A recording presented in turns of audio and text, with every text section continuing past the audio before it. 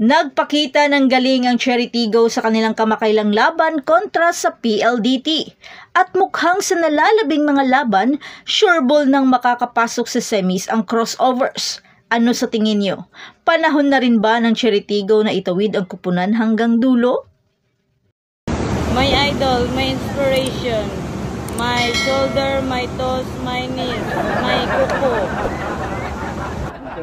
Pinamunuan ng Cherry-Tigo ang laban at nakuha nila ang kanilang ikalimang sunod na tagumpay at pinigilan ang sunod-sunod na panalo ng PLDT na may score na 25-22, 25-16 at 25-20 na tagumpay na nagdagdag pa sa kaguluhan sa karera sa semis race sa Premier Volleyball League All-Filipino Conference na ginanap sa Field Sports Arena.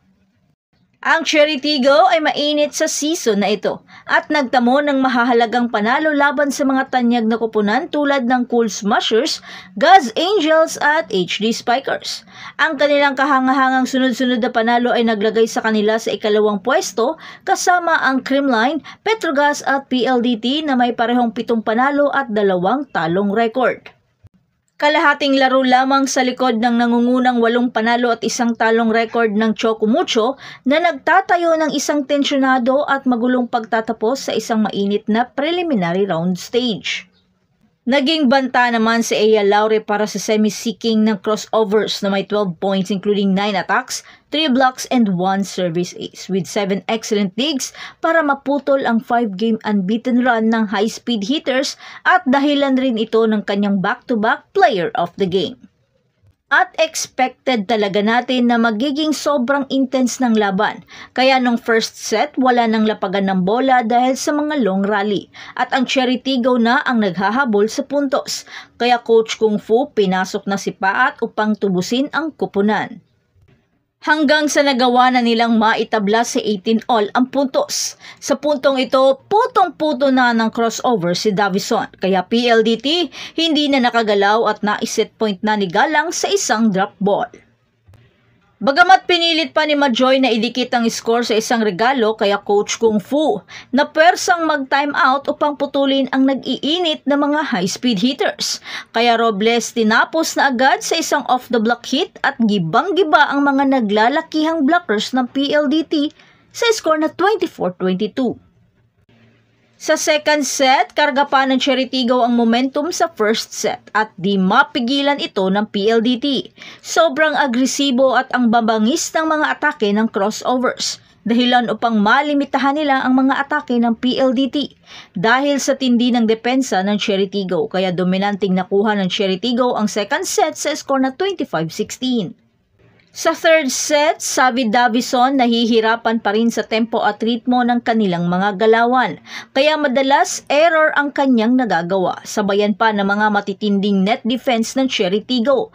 Kaya 7 points lead na ang kalamangan ng crossovers. Nawala ng connection at hindi maganda ang gising ng mga high-speed hitters. Hanggang sa na-match point na ni Ea Laure sa isang sharp cross-court attack. Pero PLDT, hindi naman ito agad sumuko at pinilit pang makabawi at sumagot sa mga atake ng Cherry-Tigo. Kaya Davison nagbigay ng sunod-sunod na mga mabibigat na atake. At sinabayan pa ng klasikong service ace ni Kim Fajardo na nagbigay ng 24-20 sa score.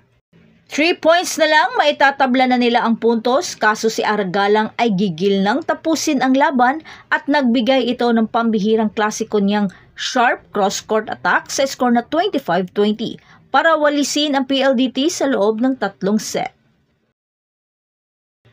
Nakipagsabayan naman ang PLDT kaso sobrang dami nilang mga errors na na-offset lang sa rami ng kanilang mga atake, habang di naman sila makapalag sa tindi ng net defense ng crossovers. At ganito rin ang ginawa ng Cherry-Tigo sa Creamline kaya di na umaabot sa 4th set at 5th set ang laban. Sa mga susunod na laban, haharapin ng Cherry-Tigo ang Akari Chargers sa April 20 at ang Galleries Tower High Risers sa April 25 naman. Ang mga labang ito ay mahalaga habang patuloy nilang tinutungo ang kanilang paglalakbay tungo sa semifinals. Sa kabilang banda, ang PLDT ay may hamon sa hinaharap. Kailangan pa nila ng mga panalo kontra sa Signal at ng defending champion na Creamline Cool Smashers sa April 20 at 25 upang makamit ang isang pwesto sa post-elimination play. Ang tagumpay ng Cheritigaw ay katulad ng naunang panalo ng Petrogas laban sa Signal.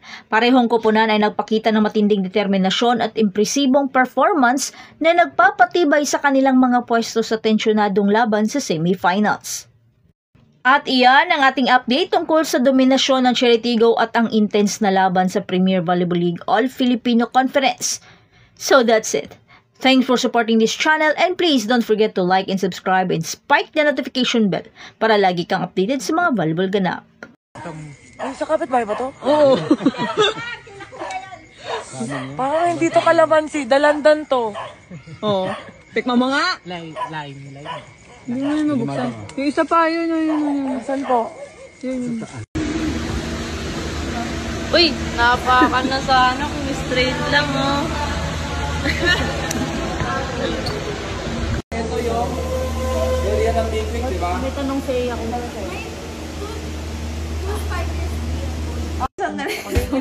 Thank you, Cha. You're welcome. Thank you so much. Thank you po.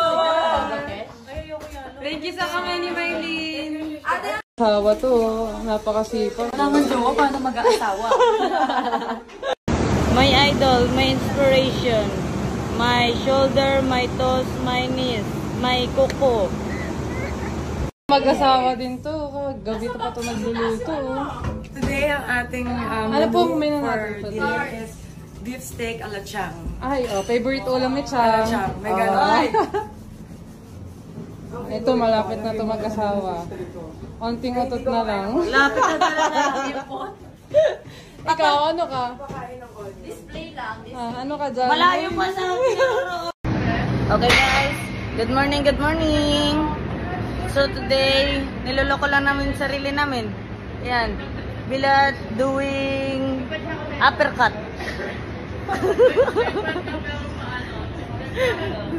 Ayan pa yung isa doing...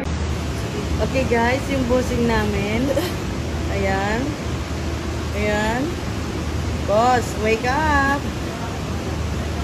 Bossing, wake up! O, di ba? Nag-wake up siya. O. Oh, may sabitan ng tablet. Forgot to put sunblock.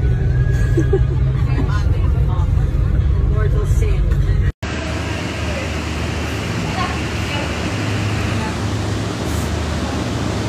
Oo. Okay na, Ding? Oo. Ano sabi mo? Love kita. Gusto mo ako? Ayoko, plastic lang pala.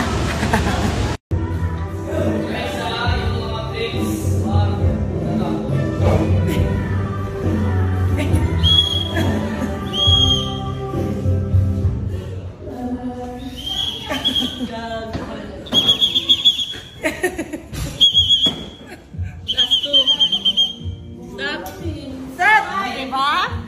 Hey, partner! Mag-ispat na ako!